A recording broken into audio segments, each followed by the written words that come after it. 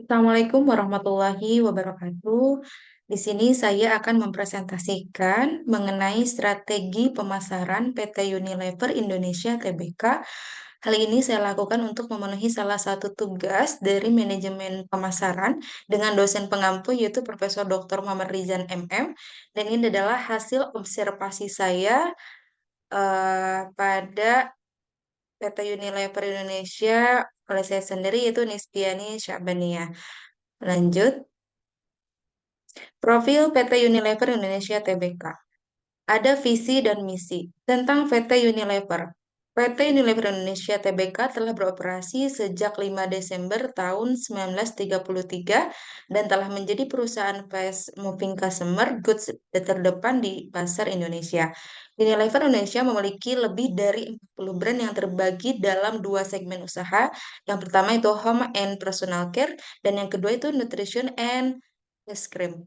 Unilever Indonesia telah go public pada tahun 1982 dan saham-sahamnya tercatat dan diperdagangkan di Bursa Efek Indonesia. PT Unilever ini memiliki 9 pabrik yang berada di Cikarang dan Rungkut. Kesembilan pabrik tersebut telah mendapatkan sertifikat halal dari Majelis Ulama Indonesia atau MUI.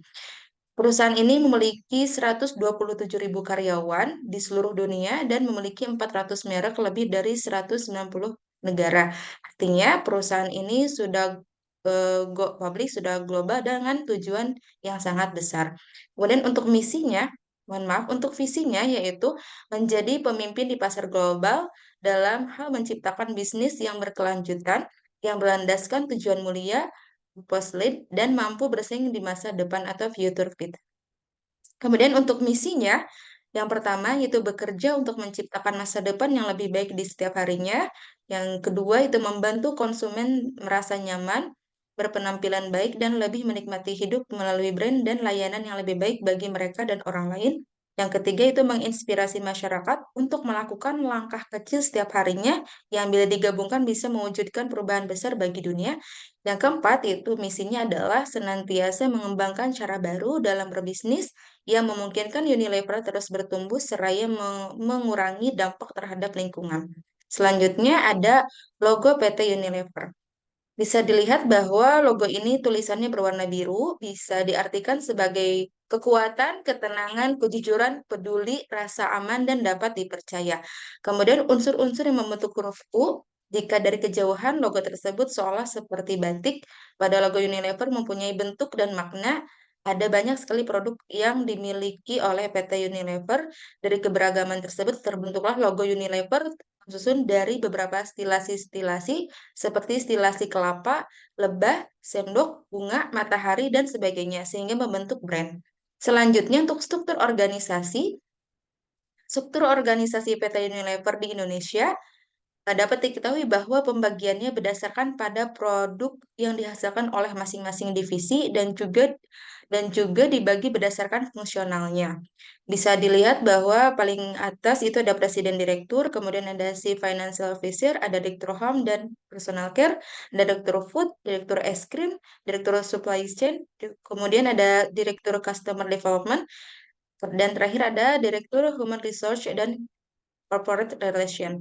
Jadi bawahnya itu ada pembagian-pembagian atau berbagai macam divisi-divisinya. Selanjutnya ada strategi pemasaran PT Unilever Indonesia Tbk yang saya ambil yaitu berdasarkan segmentation-nya, targeting dan juga positioning. Kemudian ada analisis SWOT. Kemudian yang terakhir itu ada bauran pemasaran atau marketing mix.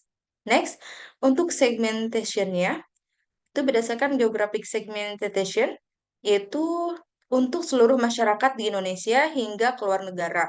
Untuk demographic segmentation ya, produk Unilever sangat banyak sehingga bisa digunakan atau dikonsumsi oleh semua kalangan usia dan semua kalangan ekonomi karena harga terjangkau. Kemudian mengenai behavioral segmentation ya, contohnya adalah membeli es krim bagi penyuka makanan yang manis. Dikonsumsi saat tidak bagus moodnya, ya jadi dikonsumsi itu ketika moodnya sedang tidak baik atau saat memiliki uang tambahan. Maka konsumen tersebut akan membeli es krim. Kemudian berdasarkan Risikographic segmentation-nya, yaitu produk aman dipakai atau aman dimakan atau diminum karena diproduksi secara sehat dengan alat teknologi yang canggih. Kemudian untuk targeting-nya, PT Unilever memproduksi produk berdasarkan kebutuhan atau keinginan konsumen. Setiap produk memiliki target pasar yang berbeda karena memang perusahaan ini banyak sekali produknya sehingga untuk targetingnya pun bermacam-macam. Salah satu contohnya itu PT ini memilih sampo clear, target pasarnya yang dituju adalah konsumen di daerah tropis karena sampo clear ini membuat kepala menjadi segar sehingga sangat cocok untuk konsumen di daerah tropis.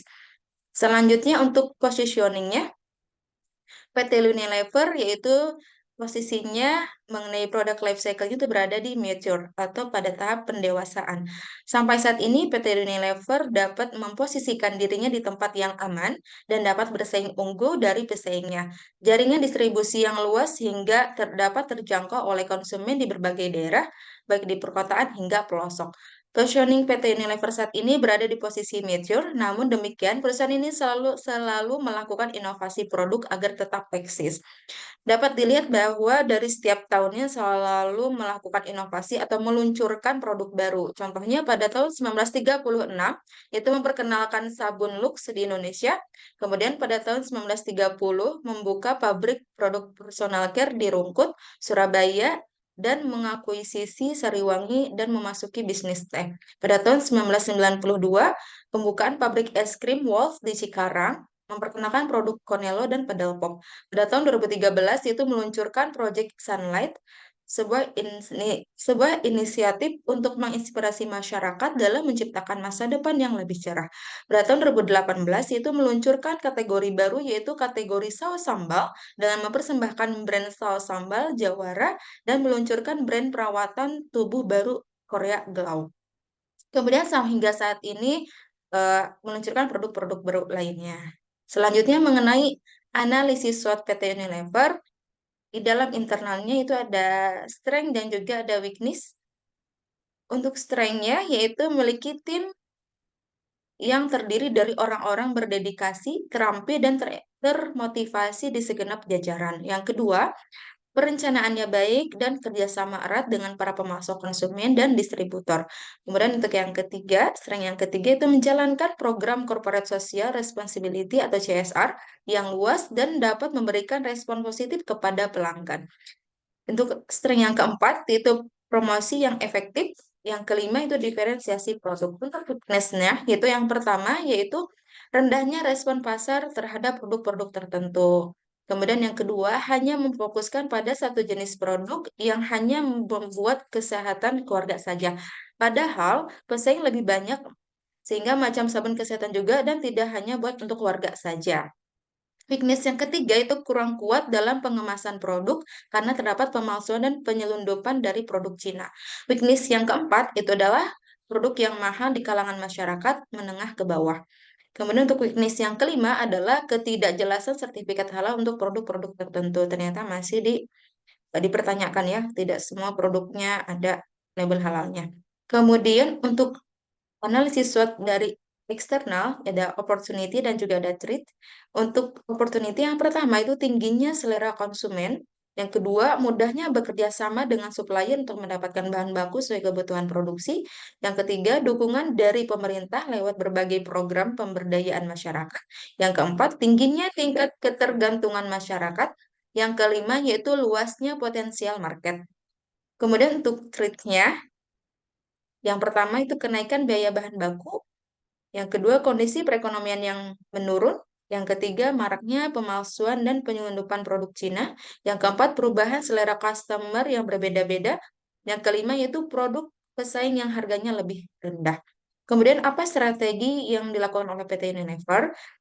Yang pertama itu ada strategi SO atau Strength and Opportunity. Untuk S5O4 itu memenuhi kebutuhan pelanggan. Untuk S3 dan O3 itu meningkatkan loyalitas pelanggan. Untuk S1 dan O1 meningkatkan kualitas produk. Untuk S5, O1 dan O2 itu meningkatkan beragam atau diferensiasi produk. Kemudian untuk strategi WO atau weakness dan juga opportunity, ada weakness kedua, weakness ketiga, dan juga ada opportunity satu dan opportunity 5, yang yaitu meningkatkan inovasi produk. Untuk yang kedua ada weakness 4, O4 dan juga O5, menentukan harga sesuai pangsa pasar. Yang ketiga itu ada weakness satu dan juga opportunity 3, itu mempertahankan pelanggan. Untuk strategi ST atau strength dan juga trade, yang pertama yaitu ada S1 dan T2, pengembangan SDM yang berkualitas dan kompeten di bidangnya. Yang kedua yaitu ada S4, T4, T5, mengelola pangsa pasar dan meningkatkan pelayanan. Yang ketiga yaitu ada S3, S4, T3, itu meningkatkan kepercayaan pelanggan. Yang keempat itu ada S2 juga T1, itu mengendalikan biaya. Untuk strategi WT, yang pertama itu ada W4 dan juga T2, mengelola investasi. Untuk weakness kelima dan juga treat yang pertama itu mendistribusikan produk dan mengelola bahan baku. Yang ketiga yaitu ada treat satu dan juga treat 2. Itu weakness keempat. Strateginya adalah pemeliharaan mesin produksi. Untuk strategi WT yang keempat yaitu ada meningkatkan kemampuan produksi. Inilah adalah analisis SWOT PT Unilever yang bersumbernya dari perusahaan tersebut. Selanjutnya itu adalah bauran pemasaran. Bauran pemasaran yang pertama ada produk, kedua price, ketiga place, keempat promotion. Untuk produknya, bahwa PT Unilever ini memiliki 400 merek dan lebih dari 40 brand berupa makanan, minuman, perawatan rumah, dan perawatan pribadi. Bisa dilihat di sini gambar-gambar dari produk Unilever, yaitu yang pertama itu ada Bango, ada Buavita, ada Close Up, ada Molto, ada Pepsodent, ada Magnum, ada Walls, ada Sweet Sal, kemudian ada Sariwangi, ada Royco, dan lain sebagainya. Ini bisa dilihat untuk produk-produknya sangat banyak. Kemudian selanjutnya ini adalah web dari PT Unilever, ada unilever.co.id tentang brands-nya. Kemudian ada mengenai place. Untuk Unilever Indonesia memiliki 9 pabrik yang berada di Cikarang dan Rungkut. Untuk tempatnya di mana itu mereka penjualan melalui pengecer, toko fisik milik perusahaan, kios, dan juga saluran e-niaga seperti misalnya penjualan di Tokshop, kemudian di Shopee, di Lazada, di Tokopedia, dan lain sebagainya.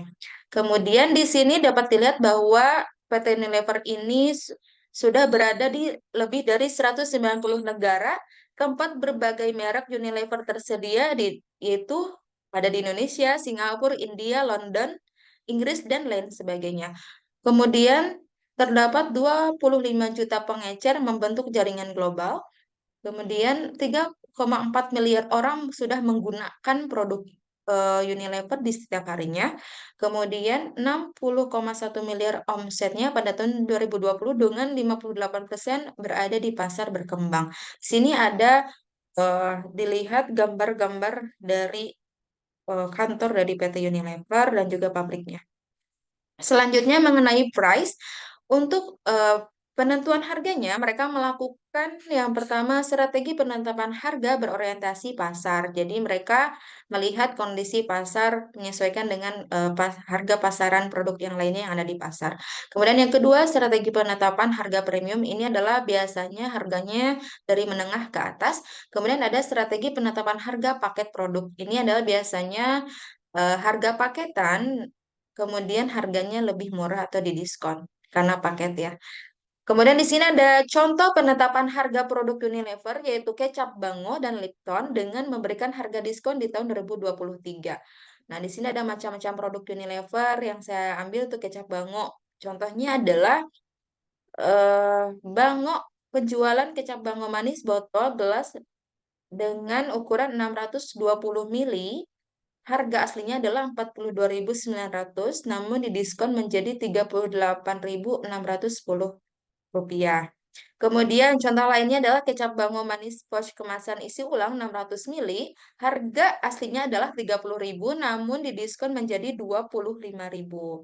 Kemudian untuk Lipton, contohnya adalah untuk Lipton Yellow Label Tea 100 kantong non envelope, yaitu harga aslinya adalah 51.900 rupiah, namun diskon menjadi 43.000. Kemudian contoh yang lainnya adalah Lipton Pyramid Forest Fruit 25 kantong, harga Harga aslinya adalah Rp67.500, namun diskon menjadi Rp56.000. Dan juga bisa dilihat di harga-harga diskon lainnya. Selanjutnya ada promotion.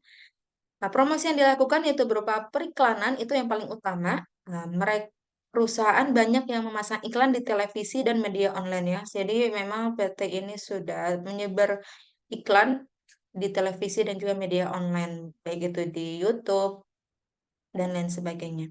Kemudian ada promosi penjualan seperti diskon dan paket produk, misalnya sabun batangan Dove terkadang ditawarkan dalam 3 paket dengan harga diskon. Kemudian promosinya adalah hubungan dengan masyarakat. Nah, strategi tanggung jawab sosial perusahaan dan program pengelolaan pemangku kepentingan terhadap lingkungan dan masyarakat. Memang tujuannya adalah untuk ramah lingkungan ya, untuk kesehatan masyarakat. Kemudian promosi yang keempat adalah penjualan pribadi bekerja sama dengan pengajar untuk mengoperasikan kios pada acara atau cara terpromosi tertentu seperti membuka stand-stand.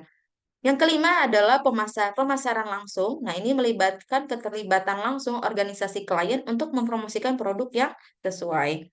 Selanjutnya ada advertising atau periklanan yang dilakukan oleh PT Unilever.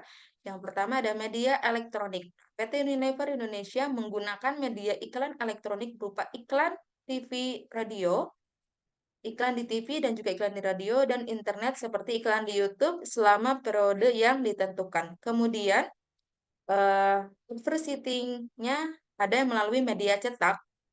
Itu penggunaan media cetak oleh Unilever berupa billboard di jalan-jalan kota. Bisa dilihat di sini ada billboard dari produk PT Unilever, contohnya adalah Friend Lovely ya. Jadi dipajang di jalan-jalan kota. Selanjutnya adalah teknik promosi. Nah, teknik promosi yang dilakukan berupa kupon. Nah, kupon ini adalah sertifikat yang memberikan hak kepada pemegang untuk mendapatkan pengurangan harga seperti yang tercetak untuk pembelian produk tertentu. Kemudian ada teknik price of deals, itu memberikan potongan harga langsung di tempat pembelian. Kemudian yang ketiga ada teknik premium and advertising specialties, itu barang yang ditawarkan dengan biaya yang relatif rendah atau gratis sebagai insentif untuk membeli produk tertentu. Kemudian ada teknik kontes dan sweepstakes, itu hadiah adalah tawaran kesempatan untuk memenangkan uang tunai perjalanan atau barang-barang karena membeli sesuatu.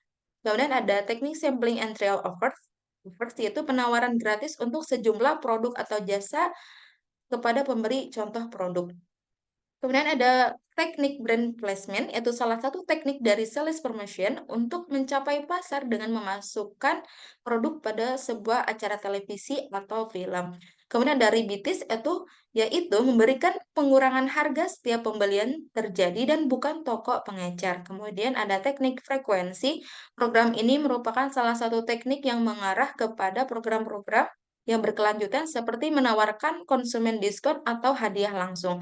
Kemudian yang terakhir itu ada teknik promosi event sponsorship. Nah, ini adalah pendekatan penjualan dan promosi penjualan akan efektif dan efisien apabila dirancang dengan menerapkan pola regionalisasi atau diterapkan di daerah-daerah atau kawasan tertentu. Ini adalah teknik promosi yang dilakukan oleh PT Unilever. Kemudian ini adalah contoh teknik promosi PT Unilever. Di sini bisa lihat ada contoh voucher. Nah, voucher ini senilai 125.000 untuk pembelian. Kemudian ada kupon siap cegah penyakit di rumah aja diskon 20.000. Kemudian ada bonus belanja, membeli sunlight dengan harga bonusnya itu 5.000 poin. Kemudian ada diskon 40%, 40% hingga extra vouchernya itu 10.000. Kemudian ada gratis produk. Nah, ini misalnya pembelian produk tertentu kemudian mendapatkan gratis produk, ada minuman, ABC, kapal api, dan juga tisu. Kemudian ada hadiah kendaraan, baik itu mobil ataupun motor.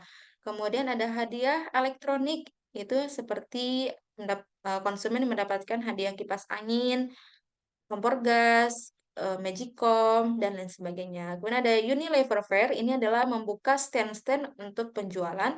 Dan yang terakhir adalah paket hemat. Nah, ini adalah pemberian paketan jadi lebih murah harganya. Selanjutnya ada contoh program PT Unilever, itu salah satu contoh programnya adalah 1001 Inspirasi Ramadan. Nah, selain menyajikan variasi promo, PT Unilever juga mengajak masyarakat melakukan kegiatan positif yang diharapkan saling membantu serta meringankan beban kepada pihak yang membutuhkan. Salah satunya bersih-bersih di masjid di beberapa wilayah Indonesia dan berbagi sahur bersama anak yatimnya ini ya, salah satu contoh positif programnya. Kemudian alat promosinya itu berupa potongan harga atau diskon di setiap pembelanjaan langsung di supermarket tertentu. Kemudian promo paket produk yang dapat dibeli secara langsung maupun online. Ini adalah contoh gambar-gambarnya ketika kegiatan 1001 Inspirasi Ramadan ya, paket berbuka terbaik, kemudian sharing mengenai bersama tokoh-tokoh. Kemudian penggunaan media webpage atau website dalam strategi komunikasi pemasarannya, sebuah program yang dibuat dalam webpage-nya yaitu 1001 Inspirasi Ramadan. Ini adalah tema dari program yang diberikan PT Unilever sebagai suatu apresiasi kepada customer dan seluruh masyarakat Muslim Indonesia. Jadi karena Indonesia ini mayoritas agamanya Muslim, jadi Unilever ini mengadakanlah program tersebut. Dia untuk salah satu promosinya. Selanjutnya, selain dari itu, PT ini aktif di website atau di sosial medianya. Ya, jadi selalu update berita kegiatan Unilever. Salah satunya itu kegiatan Rexona Fun diikuti oleh 1.500 pelari dengan jarak 7,2 kilometer. Nah, jadi setiap ada kegiatan selalu diupdate di websitenya. Ya, ada Rexona Fun. Kemudian selain itu selalu update-update kegiatan-kegiatan lainnya yaitu seperti Festival Jajanan Bangu 2023 siap bangkitkan semangat pelestarian kuliner Nusantara. Kemudian Moto hadirkan solusi untuk daster wangi bagi emak-emak hebat di Indonesia dan lain sebagainya. Jadi selalu update di eh, webpage-nya atau di websitenya. Oke, itu saja yang saya presentasikan. Mohon maaf atas kekurangannya. Saya Nisfiani Sya'bania undur diri. Wassalamualaikum warahmatullahi wabarakatuh. Waalaikumsalam warahmatullahi wabarakatuh.